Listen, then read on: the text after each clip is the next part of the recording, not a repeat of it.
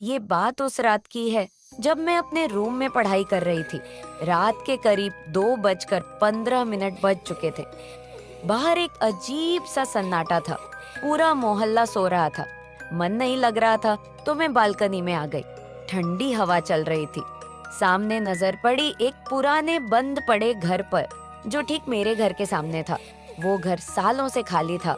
सुनती आई थी वहां किसी औरत ने जान दे दी थी, लेकिन कभी उस बात पर ध्यान नहीं दिया। उस रात पता नहीं क्यों मेरी नजर उस घर की एक टूटी खिड़की पर जा टिकी और मैं ठिठक गई। मैंने देखा वहां कोई खड़ा था। एक औरत, सफेद कपड़ों में, लंबे खुले बाल, एकदम सीधी खिड़की के पास और सीधा मुझे घूर रही थी। एक पल के लिए लगा शायद कोई भ्रम है, लेकिन नहीं। उसकी आंखें बिल्कुल लाल और चेहरे पर अजीब सी हंसी थी। मैंने नजर हटानी चाही, मगर हट नहीं पाई। अचानक वो औरत खिड़की से बाहर झुकी और धीरे धीरे उस दीवार पर उल्टा चढ़ने लगी। जैसे कोई मकड़ी हड्डियों के चटकने की आवाज आई। मैं पूरी तरह जम गई। फिर एक अजीब सी आवाज मेरे कान में आई, नीचे देख। मारे जैसे सांस रुक गई।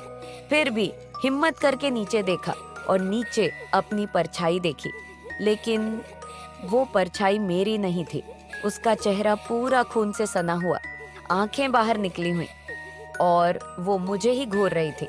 अब ऊपर देखा तो वो औरत मेरे घर के गेट तक आ चुकी थी और सीधा ऊपर मेरी बालकनी की तरफ देख रही थी। फिर उसके मुंह से बिना होंठ हिलाए आवाज आई, अब तेरी बारी है। मैं चीखना चाहती थी, मगर गला जैसे सूख गया था।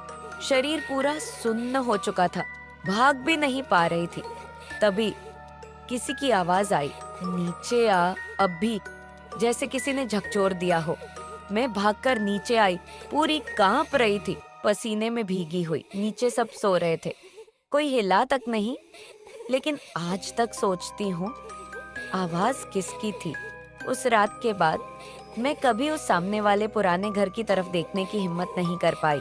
और सच कहूँ, आज भी रात में आंख बंद करते ही वही आवाज कानों में गूंजती है, नीचे देख।